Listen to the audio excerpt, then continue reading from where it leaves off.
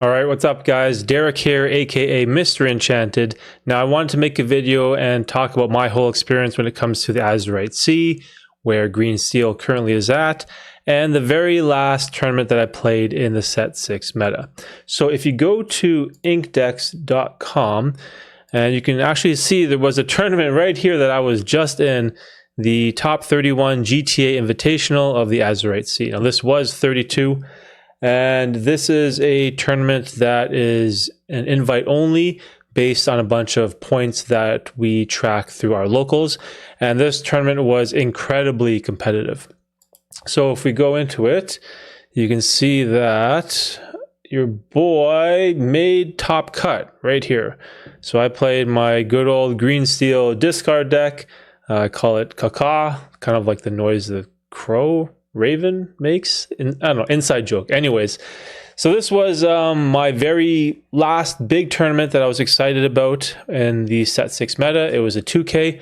Also, big shout out to Enter the Battlefield, who was the host of this tournament. It was like perfectly run when it came to the quality of the tables, the size of the rooms, the judging, everything about it was just totally awesome. So a huge shout out to Enter the Battlefield. Now, this was a tournament where, actually, let's just bring up the deck. So let's just talk about the certain Green Steel deck that I brought, as it is a little bit different than the past decks that I was making. So as usual, I was on the Cursed Merfolk line. So I was down from 4 over to 3. As I felt I was bricking a lot with the Merfolks. 3 is good enough. It's sort of what you need for the Sapphire matchups, especially red-blue. 4 Diablos, of course, dropped down to 2 Calhouns. Again, trying to control the uninkable count, as I was at 20 uninkable cards, which is kind of crazy. We had 1 Doc, 3 Mr. Smee, 4 Ursula Deceivers, 4 Diablos, 4 Petes, 4 Prince Johns, 4 Ursula Deceiver of Alls. Now we added in 2 Plutos. Now the main reason for the Pluto was that I was sort of having a little bit of trouble in testing with some Amethyst decks, and a lot of them was due to Elsa, the 5-drop Elsa, tapping down some of my higher priority targets and then clearing them. And so Pluto was a way to not only protect my Diablo from, say, a Genie or protect it from an Elsa, but it could protect my Ursula Deceiver of All after it just double sang a song. So on 3, when I, or setting up the Ursula to double sing a song. So on 3, when I'd play Ursula Deceiver of All and double sing, usually it's just vulnerable to get removed as it only has 3 willpower. But instead on turn 4, you drop the Pluto and you can protect it. So I was playing around with Pluto for a little bit. I had a different version that I was going to run where I had 3 Plutos and 1 Cricky. However, I had to add the Muses back in, as in my testing, I was struggling a lot with Diggy Diggy Hole or Diggy Mines, the Amber Steel deck. Also, same with Steel Songs. Just the Amber Steel decks in general were giving me a lot of issues when I didn't have the Muses in. So I added the Muses back in for that matchup. Other than that, I was pretty confident going to all the other matchups. And actually, let's go through the rest of the deck. So there was a couple other tech cards I had in here, which are a little unconventional. This is something that I like to do. I don't like to just play standard lists. I like to kind of put in a couple interesting tech cards that people may not be expecting. Like, for example, like Fire the Cannon. This is not a card you normally want to play in Green Steel, as it isn't a card that really synergizes well with the deck. Sure, you can use it to shift your Diablo as it is in action, but again, it's another uninkable card in a deck where we don't have a lot of uninkable spots. Now, the reason for this was because I was just simply getting rinsed by Cindy 1. The Amber Steel decks, not only are they incredibly fast with Cindy or Daisy, Pete's, Smee's, Lawrence's, all of that, but also just the Cindy interaction of Cindy on 1 and storming away my little Diablo or whatever. That it was just incredibly problematic for me when I was running a gauntlet of testing this deck through a series of Amber Steel matches. And so what I noticed is I added in the 2 Muses and I put in 2 Fire the Cannons, and this was really helpful as I could just fire the cannons, the Cindy, and then play my Diablo the following turn. And there was also another interesting idea that I realized, and it was in the red-blue matchups. When you play green steel and you are running the merfolks and you open the merfolk line, a lot of the times the red-blue player, instead of playing sail on 2, they'll play Tipo on 2. They'll still get their ramp off, obviously, but they use a Tipo to trade out the merfolks for free. And this was just by pure chance or luck, but I realized, I can just use the fire of the cannons on the Tipo. And there was a lot of games in my testing against red-blue where I would play the merfolk, they play their Tipo, I'd fire the cannons, the Tipo, play another merfolk, and then it was almost as if they didn't have an answer for those merfolks, and they would just quest for a ridiculous amount, because you don't really want to play a brawl on a merfolk. That's a little rough. I guess you sort of want to get out a Hiram, and then the Hiram can trade with the merfolk. But anyways, it was an interesting interaction that never really came up for me before. So I had a lot of success in testing with the fire of the cannons, and so I sort of just decided to go with it. Now, again, the only problem is it is an action, so it doesn't have synergy with the Muse's bounce effect. Other than that, we had 4 Hypnotize. We're staying heavy on the discard package. Also 4 Set and Chill. So we had 4 Ursula Deceivers, 4 Prince Johns, 4 Hypnotize, and 4 Set and Chill. So again, really doubling down on any card that had the word discard on it. So because of the 2 Fire of the Cannons, we had to drop down to 2 I'm Still Here's. We had 4 Storms and Strength, which is standard, and 3 Hidden Cove. I'm on the fence always between 2 or 3. 4 is too much in my opinion now. 1 is not enough. 2 to 3 is a sweet spot, I guess you could say, for Emerald Steel. And for this tournament, I just decided to go with 3. Now, how did this deck do? In round 1, I queued up against Purple Steel. Super cool guy, and he had the biggest bricked hands like I've ever seen in my entire life. Purple Steel, you have at least 10 to 12 1-drops. You got Brooms, you got Diablos, you got Turnabogs, and I think there was a turn where he inked on 2 and passed, and his whole hand was just incredibly bricked. And not only did his hand bricked, but I had Diablo Shift, so I was able to go 2-0 and win round 1. Round 2, we ran into the deck that was giving me all kinds of problems, and it was the Diggy Hole. I won game 1 on the draw, I believe, and then I lost game 2. And then in game 3, it was super, super close, but I ended up with a hand of triple Prince John. And that sort of just killed me, as Prince John is pretty useless against Lawrences and Calhouns and Smees and all that. And it was just kind of tough. And again, this is sort of the issue with Emerald Steel, is this high uninkable count. It's going to bite you whether you like it or not. It's going to come up. And that's sort of just part of the risk of the deck when you're playing things like Prince John, etc. So I was 1-1 after 2 rounds. And then round 3, I believe, I played green purple, one of my buddies, cool guy. And this was a matchup that was just horrible for him. Shout out to my boy Gabe, but when you have Diablo versus Diablo and they have friends on the other side and I have Storm, it's just a horrible matchup for the green-purple discard variant. He also had, I believe he had the Prince Johns and the Sudden Chills and the Hypnotizes as well, just like my deck, but just having 4 Storms and 4 Strength makes just a huge difference in that matchup, and I believe I won that 2-0. And then moving into round 4, I played against a person I've never played before, and she was on Blurple. First 2 games were really close, and it was 1-1.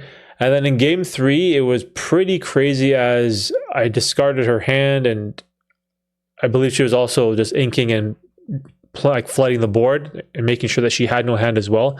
And we're both sort of top decking. I didn't have Diablo, and it was like I can't remember what the board was, but there wasn't much. There was like maybe 2 or 3 characters on board, and we were both just top decking. And she was drawing like Diablos and Tipos, and so she was bricking, and then I was bricking too. But eventually I was able to draw into a big Diablo, got that on board, and then I started drawing 2 cards while she's only drawing 1. So I was able to just barely beat Blurple in game 3. And so after 4 rounds of Swiss, I was 3-1, which I thought was pretty good because I believe I was on the draw for 3 out of 4 of the rounds. So I think only won the die roll once, so that was a little tough. But I did have the Merfolk Calhoun Prince John line, which obviously I've talked about in the past, which I had prepared, which is a great line to play, especially when you are on the draw. Whereas if the shift Diablo, if it's there, I'll take it. If not, then I'll run the Merfolk John line. And so round 5, queued into my buddy Elias, who is a really good Steel Song player, as he was also 3-1. And we're looking at the standings, and it just made sense to DI, as I was pretty sure we would either just finish 6-7 or 7-8 based on the tiebreakers. So I drew in round 5, so I finished 3-1-1. And after Swiss, I made top cut. I finished 7th. Elias finished 8th. And let me see right here, if I pull it up, you can notice there's actually some names. I don't know if you guys might recognize, for anyone who follows the DLC whole circuit type of thing. But Dale was there playing Green Steel. Quigley was playing his Blurple. He made it to day 2 of Continentals, where he faced Zan in the first round and lost. So Quigley was there. Here, Elias, and also Diego just missed top cut right here, level 9001. Yeah, he just barely missed top cut. So so super competitive tournament in the area that I play in. Now again, these guys, we all don't play all at the same store, but we're generally sort of driving distance.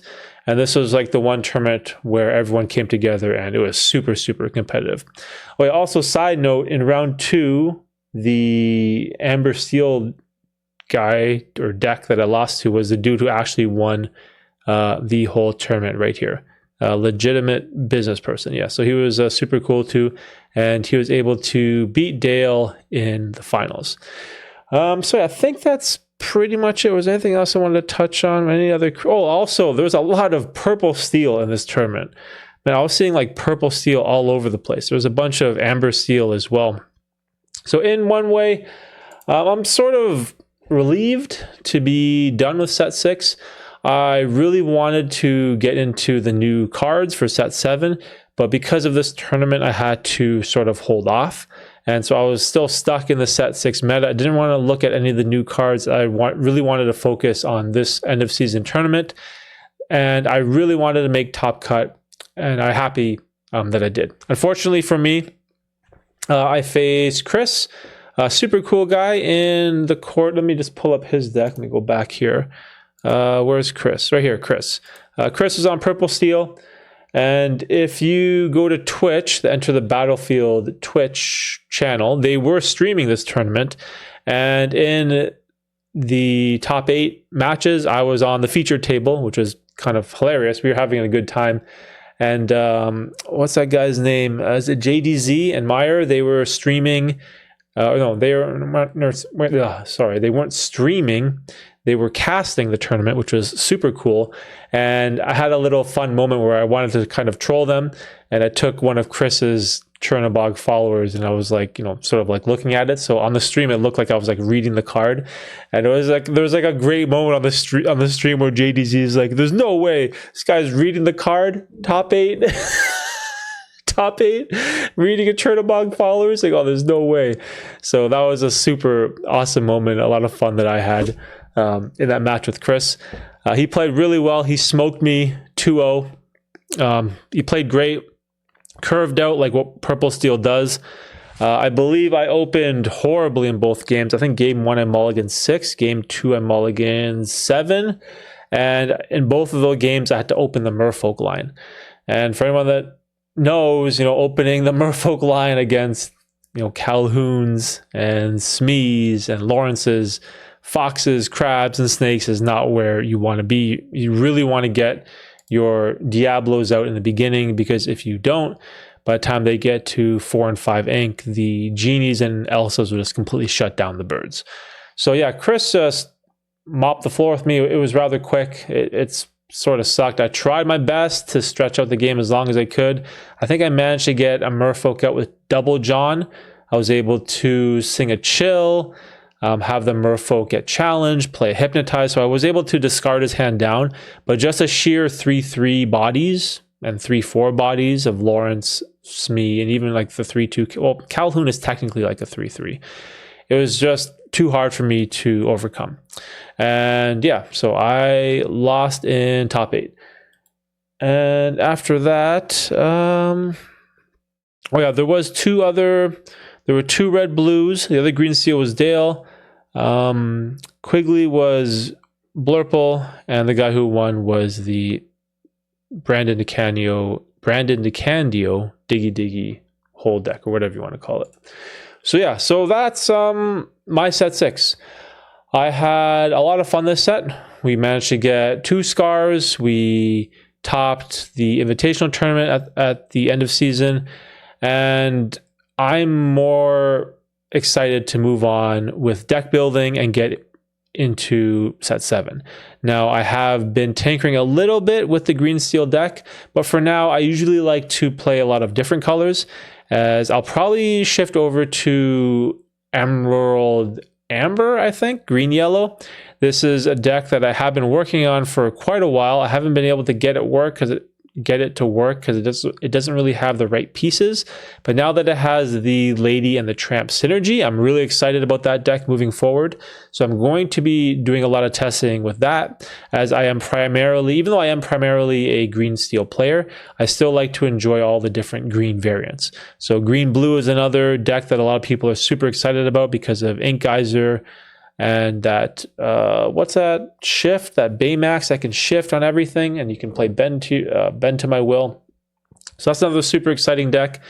Now the one thing that I probably should be playing is red blue and blue steel, as this new Bell card is pretty cracked. It's so strong, as everyone probably knows or has seen already, but for whatever reason, I don't know, it's just not my style of play. So I'm probably going to be focusing more on other decks like green yellow, green blue, maybe some red steel, and have a lot of fun in the beginning of set 7.